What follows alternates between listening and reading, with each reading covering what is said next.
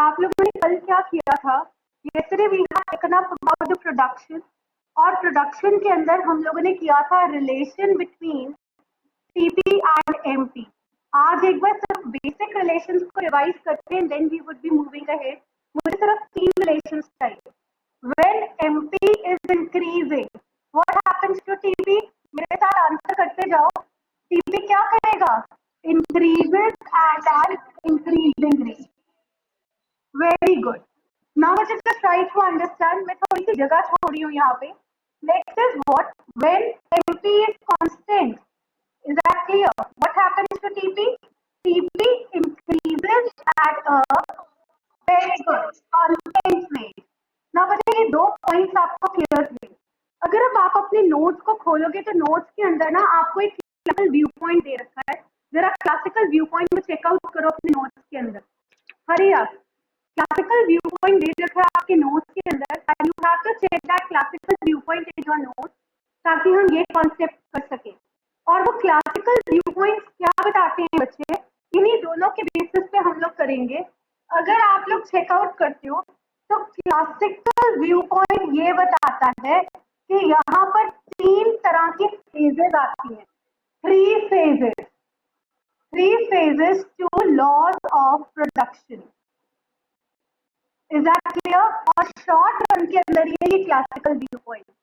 Short run सबसे पहला जो पॉइंट है, फेज है, वो है यहाँ लॉ ऑफ काट दीजिएगा। आप कहना इंक्रीजिंग रिटर्न्स फैक्टर। मेरे पास नोट्स नहीं है, नहीं तो मैं आपका नोट्स पे पेज नंबर भी बता देती हूँ। इस पेज नंबर रिटर्न नोट्स पे पेज नंबर दे रखा है क्या? ओके, 4 नंबर पेज के ऊपर चेकआउट करो सारे के सारे। आपके पास क्लासिकल व्यू पॉइंट है, 3 फेजेस की लॉ ऑफ प्रोडक्शन है। ये क्लासिकल व्यू पॉइंट क्या बताता है कि हमारी लॉज ऑफ प्रोडक्शन जो शॉर्ट रन का है ना, उसमें 3 फेजेस आते हैं। कहीं पे भी वर्ड क्लासिकल आ जाते हैं तो पुरानी सोच वाले इकोनॉमिक्स होते हैं। हम इसको इतनी ज्यादा वेटेज नहीं देते क्योंकि अब मॉडर्न लॉ बहुत इंपॉर्टेंट है। हमने डिटेल में तो मॉडर्न लॉ ही करना है। Let's see to it. Increasing returns to factor क्या बताता है? as we go on implementing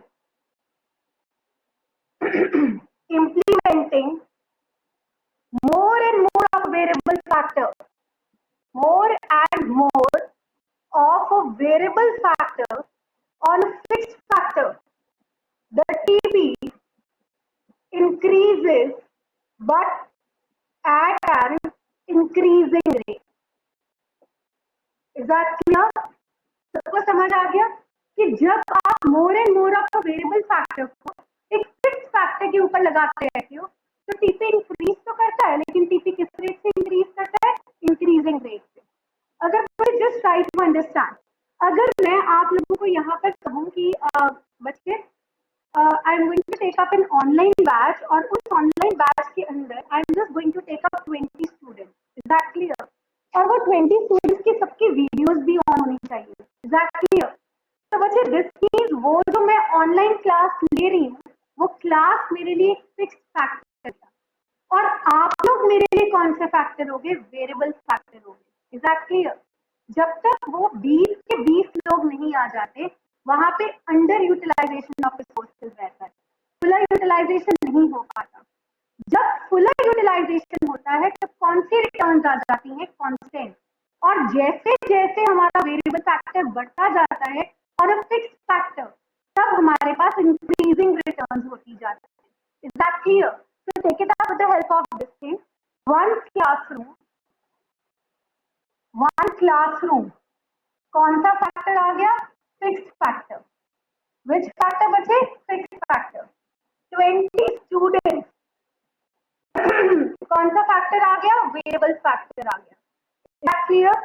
fix factor के ऊपर हम लोग यहाँ पर वेरिएबल फैक्टर को लगाते जाते हैं। हमारा पहले तो टीपी इंक्रीज करेगा किस रेट से? इंक्रीजिंग रेट से। Is that clear?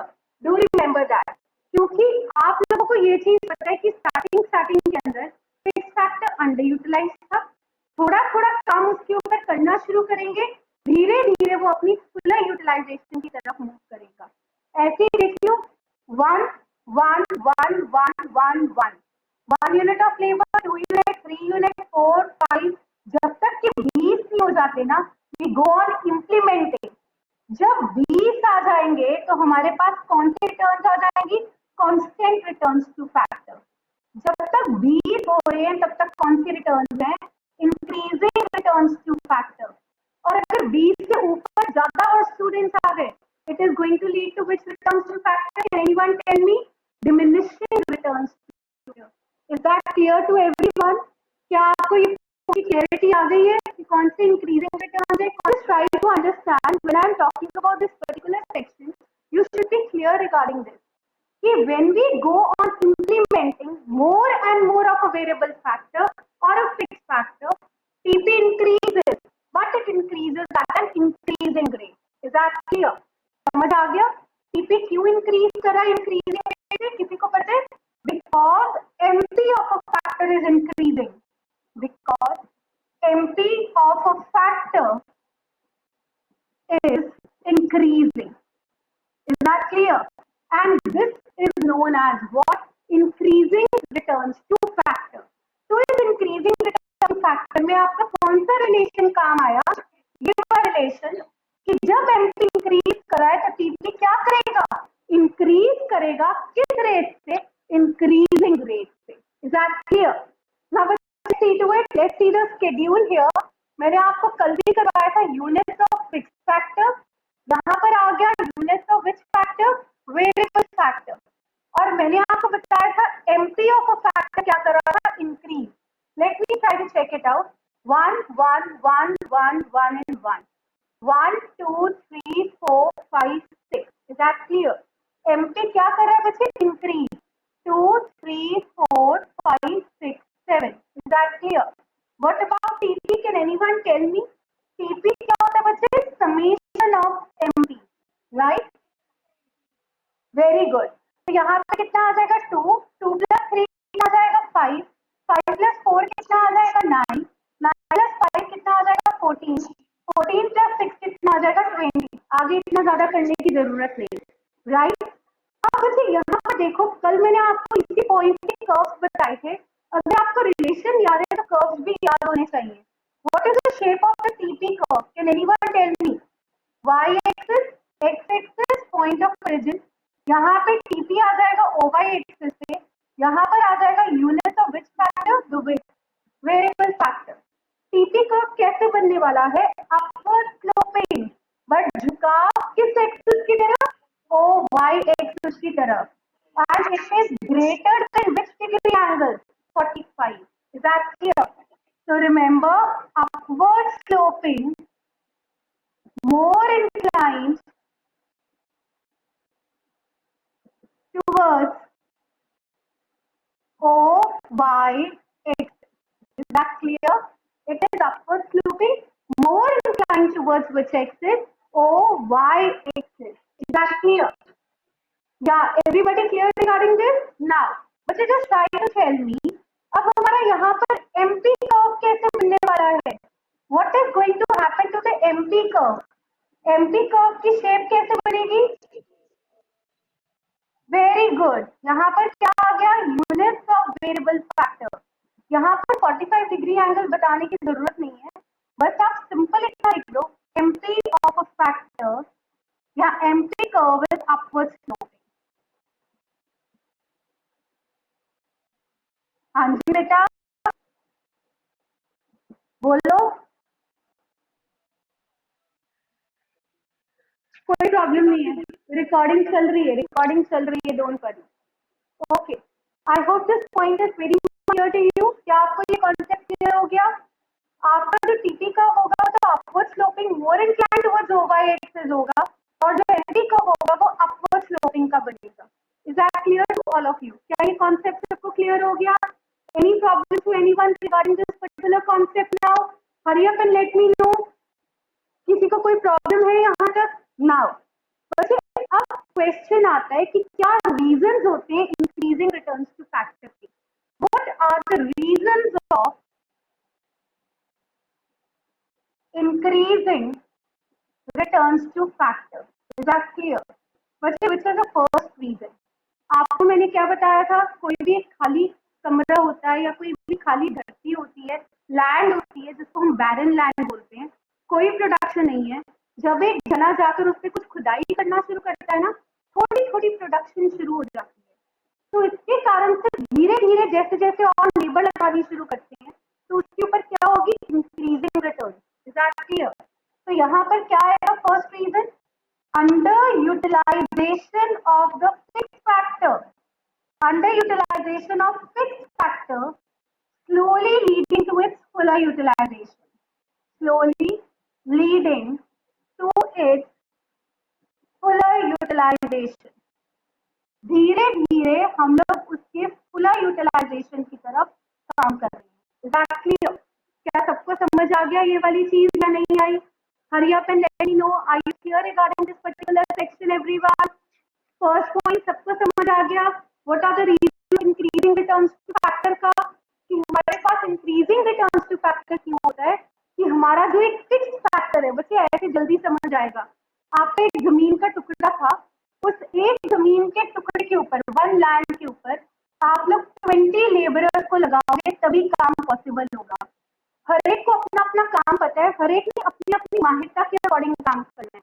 किसी ने ट्रैक्टर चलाकर काम करना है, किसी ने खुदाई करनी है, किसी ने कोई बीज बोनी है, किसी ने कुछ और काम करना है, किसी ने वटे बनानी है। What is that? Different type of the work everybody is going to take up. Is that clear?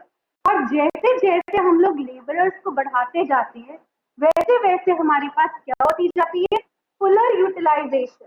That's why हमारे पास कौन सी रिटर्न्स आती है, increasing returns to factor. Is that clear? याद रखना, फिक्स फैक्टर कभी भी खुद से कंट्रीब्यूट नहीं करेगा। प्रोडक्शन किसके कारण से बढ़ती है? लैंड, आप लोगों ने सोचा था ना, land passive factor of production. Land कभी भी खुद से उठकर प्रोडक्शन नहीं करता है, उस पर काम करना पड़ता है, तभी प्रोडक्शन पॉसिबल है। और ये काम कौन करेगा उस लैंड के ऊपर? लेबरर्स करेंगे। तो पहले तो वो जमीन अंडर यूटिलाइज थी, अब धीरे धीरे जैसे जैसे हम लेबरर को यूज कर रहे हैं, उस जमीन की फुलर यूटिलाइजेशन हो रही है। This first point is clear. Second point देखो, when I talk about the second point बच्चे, सेकंड पॉइंट का क्या मतलब है? Specialisation of labour. Specialisation of labour बच्चे, इसका क्या मतलब हो गया कि जो मैं लेबर को यूज कर रही हूँ ना, लेबर अपनी बेसिक, अपनी स्किल्स के बेसिस पे काम कर रहे हैं। अगर किसी को ट्रैक्टर चलाना आता है तो वो ट्रैक्टर चला रहे हैं, अगर किसी को बीज बोने आते हैं तो वो बीज बो रहे हैं, अगर किसी को पानी अच्छी तरह से लगाना आता है तो वो पानी अच्छी तरह से लगा रहे हैं। अगर किसी अनाज को ट्रैक्टर पकड़ा दिया तो वो पता है क्या करेगा? पता नहीं करना क्या है, ट्रैक्टर ही उल्टा कर बैठ जाएगा। Is that you not able to do it very well, accident call lead कर देगा। तो हर एक काम जब एक पर्सन स्पेशलाइजेशन के बेसिस पे करता है, then work gets more efficiently. अब आप अपनी सीए के अंदर ट्राई टू अंडरस्टैंड बच्चे, what is specialisation of labour. Specialisation of labour का मतलब है कि जब आप काम को डिवाइड करके देते हो, और हम इसको एक और नाम से बोलते हैं division of work. Is that clear? I was just explaining this concept to you and I was telling you कि अगर मुझे किसी ने अकाउंट्स क्लास करने के लिए दे दिया, तो क्या मैं आपको अकाउंट्स बहुत एफिशिएंटली पढ़ा सकूंगी? बच्चे, मुझे तो ये भी नहीं पता कि आप लोगों का लेजर्स कैसे बनते हैं, आपकी अकाउंटिंग कैसे होती है, आपका अकाउंटिंग सिस्टम कैसे बनता है। Is that clear? तो अगर मुझे यही चीजें नहीं पता है, then it would be very difficult for me to take up the class. Is that clear? Accounts class. So efficiently, I can teach you economics. Gautam sir can teach you accounts. Is that clear? तो हम लोग काम को divide करके कर रहे हैं ताकि आपका काम भी जल्दी हो जाए। तो because of this specialisation of labour only, हमारी यहाँ पर कौन सी रिटर्न्स आती हैं? Increasing returns to factor. Is that clear और नॉट? क्या होगा बच्चे? कौन सी रिटर्न्स टू फैक्टर आ जाएंगी? Increasing returns to factor. Are you people able to hear me everyone? Yes और no? Very good, okay. Rachit, this is the third point. Please let me know the third point. Better coordination between a, यही है ना? Better, okay. Better coordination between a fixed and variable factor. बच्चे, मैंने आपको क्या बात बताई थी? आपने एक टुकड़े की जमीन के ऊपर एक लेबर, फिर एक के ऊपर दो, फिर एक के ऊपर तीन, फिर एक के ऊपर चार। कुछ सुनाई दे रहा है दोबारा से, okay, let's start with this. So in a direct manner, I'm just going to take up increasing returns to factor. As we go on implementing more and more of a variable factor on a fixed factor, TP पहले तो increase करेगा, लेकिन किस rate से? Increasing rate से, क्योंकि MP of a factor is what? Increasing. और आप लोगों को यहाँ पे शेड्यूल के थ्रू कल भी मैंने आपको बताया था, आपका फिक्स फैक्टर फिक्स रहता है, variable factor goes on increasing, MP of a factor increase कर रहा है, तो टीपी क्या करेगा? इंक्रीज करेगा, किस रेट से? इंक्रीजिंग रेट से. तो टीपी का curve is upward sloping, more inclined towards which axis? Y axis. और एमपी का कर्व कैसे बन गया? Upward sloping here. और बच्चे इसके रीजंस क्या थे? Under utilisation of a fix factor. आपका जो फिक्स फैक्टर है ना, वो टोटली अंडर यूटिलाइज है. Is that clear? राइट. और धीरे धीरे वो किसकी तरफ बढ़ रहा है? फुल यूटिलाइजेशन की तरफ. सेकेंड पॉइंट क्या है? स्पेशलाइजेशन ऑफ लेबर या डिविजन ऑफ वर्क. हमारा जो लेबर है वो किसके बेसिस पे काम कर रहा है? स्पेशलाइजेशन के बेसिस पे काम कर रहा है. Third point is better coordination between a fix factor and variable factor. ज्यादा अच्छा तालमेल है फिक्स और वेरिएबल फैक्टर के अंदर, जिसके कारण से हमारे पास कौन सी रिटर्न्स आ रही है? Increasing returns to factor. क्या आपको इंक्रीजिंग रिटर्न्स टू फैक्टर सबको क्लियर हो गया? Hurry up and let me know so that we can start with the second phase. अब हमारे पास सेकंड फेज आ गई है, and which is the second phase? Constant returns to factor. बच्चे what do you mean by constant returns to factor? अब मैंने आपको ये बताया था, जब तक 1:20 की रेशियो नहीं आ जाती, तब तक जब तक हम यहाँ तक पहुंचते हैं, हमारे पास इंक्रीजिंग रिटर्न्स टू फैक्टर है. जैसे ही हम 1:20 की रेशियो पे पहुंच जाएंगे, हमारे पास कांस्टेंट रिटर्न्स टू फैक्टर. और अगर हम लोग यहाँ पर और ज्यादा बढ़ा देंगे, 30 तक पहुंच जाएंगे, ये सारा किसको लीड करेगा? डिमिनिशिंग रिटर्न्स टू फैक्टर के ऊपर. Is that clear?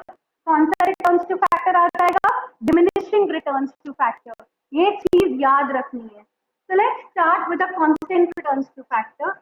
As we go on implementing more and more of a variable factor on a fixed factor, TP increases, but it increases at a constant rate, because MP of a factor is constant at its maximum. MP of a factor अपने maximum point के ऊपर पहुंच चुका है. Is that clear? Let's try to check it out. यहाँ पर अब MP of a factor is constant, TP is increasing at a constant rate. Is that clear? Let's see diagram कैसे बनेगी, और let's see हमारा शेड्यूल कैसे बनेगा. अगर आप जरा ध्यान से देखोगे, यहाँ पे कल मैंने आपको ये करवाया था. This is what 3, okay, this is what 5, 5, 5, 5 and 5 in all the cases. तो यहाँ पर भी 5 आ गया. 5 + 5 10, 15, 20, 25. आपको पता है एमपी क्या है? कांस्टेंट है. और एमपी कहाँ पे रीच कर गया? अपने मैक्सिमम पॉइंट के ऊपर रीच कर गया. तो बच्चे what is going to happen here? हमारा यहाँ पर क्या होगा? जो टीपी कर्व बनेगा वो कैसे बनेगा? Upward sloping. Which degree angle? 45 degree angle. Is that clear? और एमपी क्योंकि आप लोगों को पता है मैक्सिमम पे है और कांस्टेंट है, तो कैसे बनेगा? Parallel to which axis? O X axis.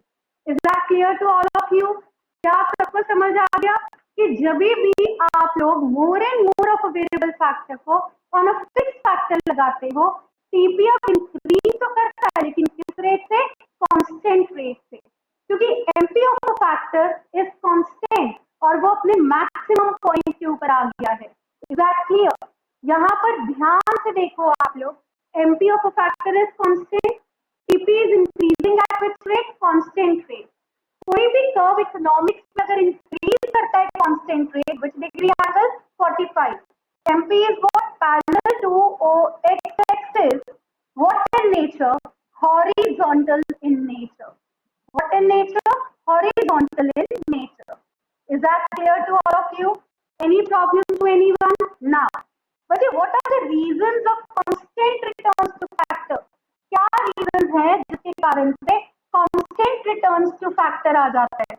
सबसे पहला reason जो है, that is ideal factor ratio. Ideal factor ratio.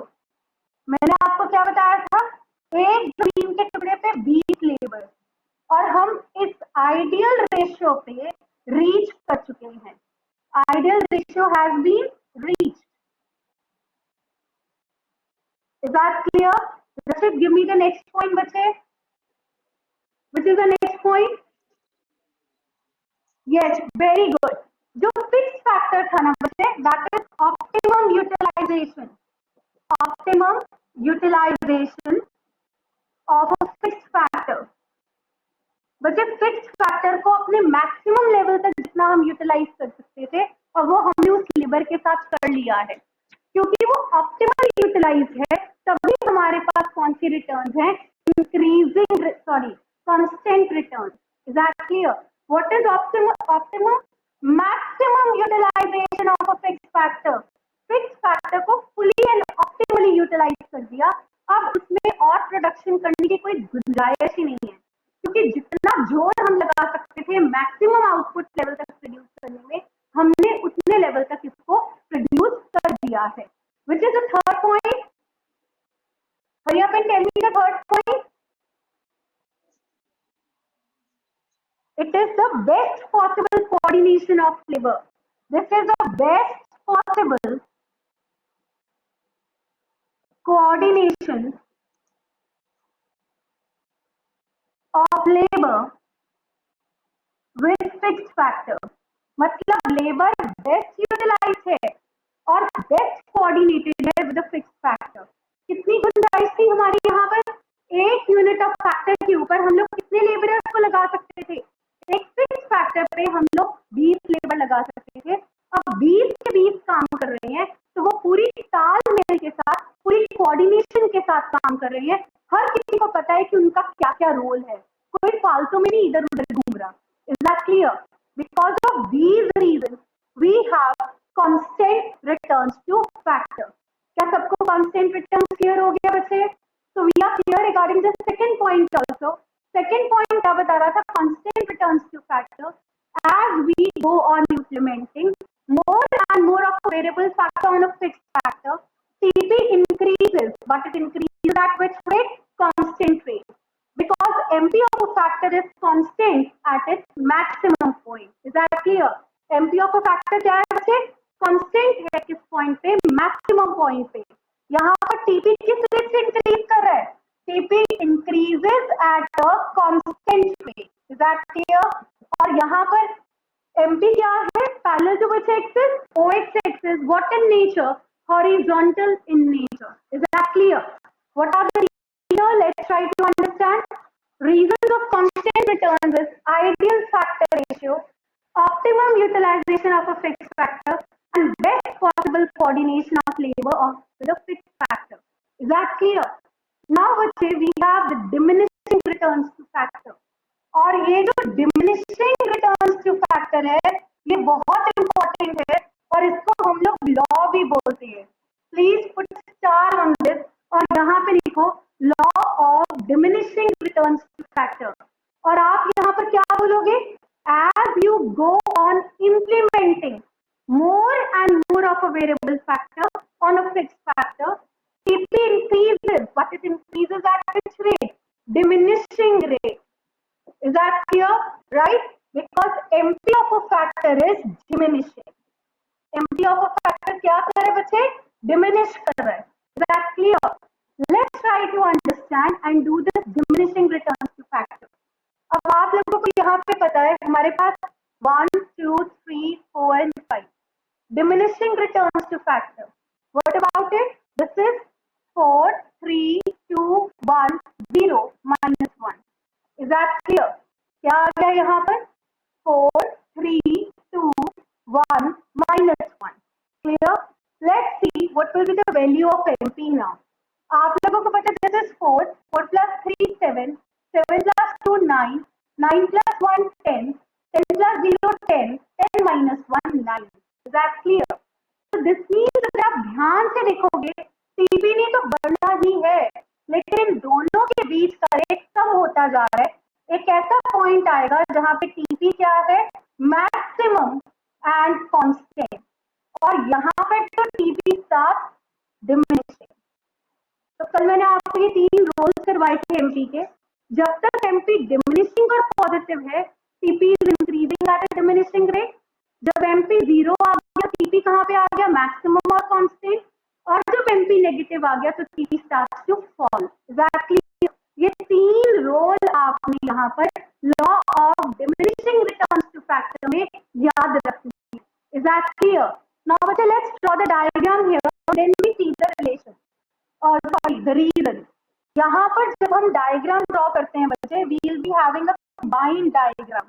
मैंने आपको बताया वो ये सबसे ज्यादा यूज होने वाली डायग्राम है। कल भी मैंने आपको एक्सप्लेन किया था। एक्स एक्सिस यहाँ पर क्या आ गया? Units of which factor? Variable factor. X axis units of which factor? Variable factor.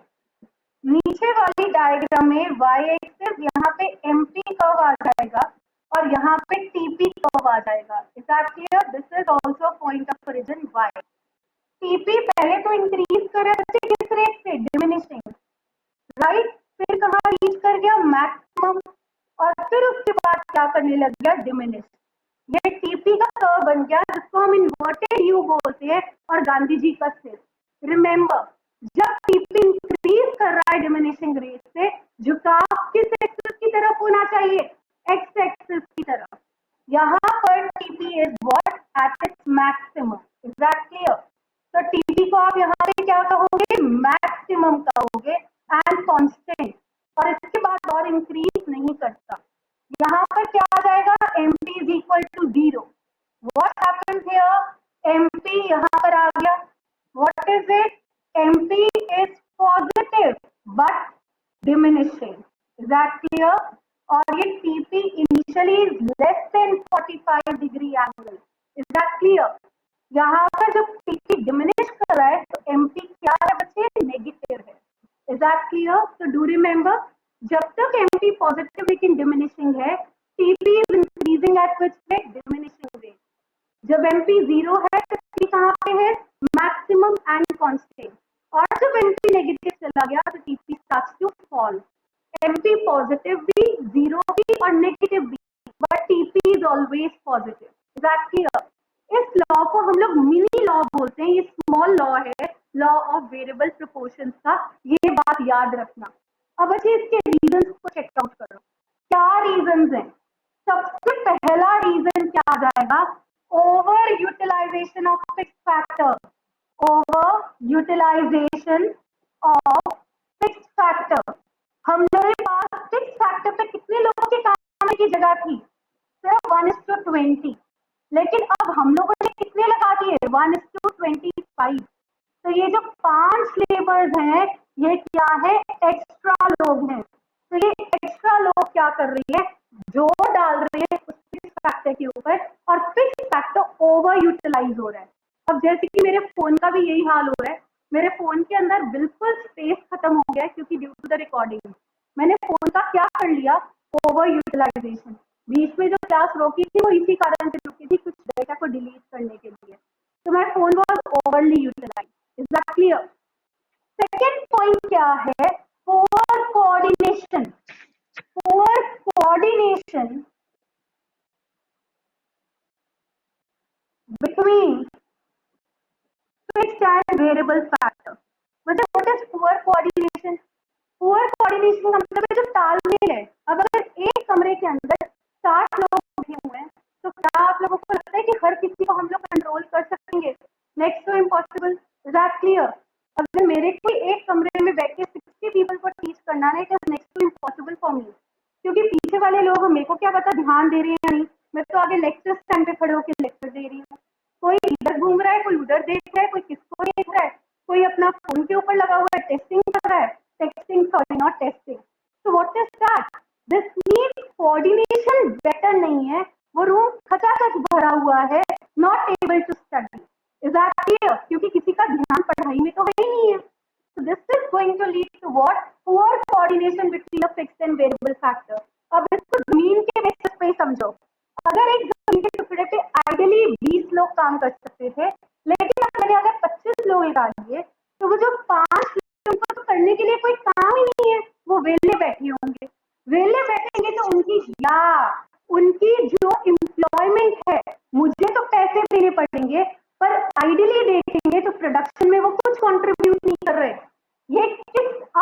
Unemployment को लीड करता है डिसगाइज्ड अनएम्प्लॉयमेंट।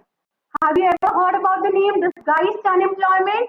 डिसगाइज्ड अनएम्प्लॉयमेंट का मतलब होता है हिडन अनएम्प्लॉयमेंट।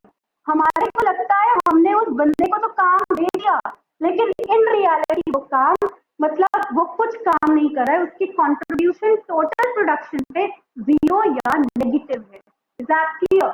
एक और पॉइंट है बच्चे, को एक और पॉइंट बताना करके। Anybody hurry up? Very very good. Imperfect factor substitutability. अगर क्लास ओवर होगी तो we'll have a class tomorrow at 9 o'clock. Is that clear? Tomorrow I'll take a class at 9 o'clock. Everybody, I'm letting you know the time right now. Class over होगी तो यहीं से कल से फिर से शुरू कर दूंगी। आज क्लास रीजॉइन नहीं करनी है।